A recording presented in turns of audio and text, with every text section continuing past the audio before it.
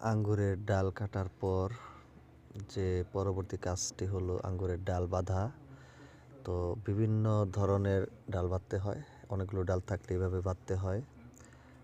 তো আবার কোনো কোনো গাছে দুটি ডাল থাকে, এক এক কোম্পানির এক এক নিয়ম।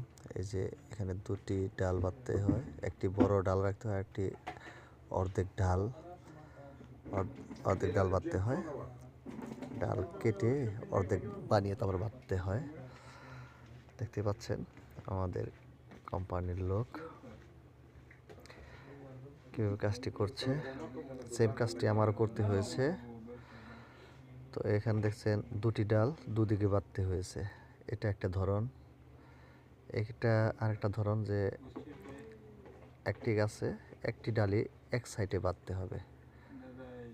তো এখানে ভালো মতো দেখা যাচ্ছে না, তো আমি অন্য একটি বাগানে দেখাবো যে কীভাবে বাঁধা হয়েছে। যে একটি ডাল রাখতে হয় আর একটি ডাল কেটে ফেলতে হয়। তো এই যে দেখতে পাচ্ছেন যে গাছে একটি ডাল রাখতে হয়।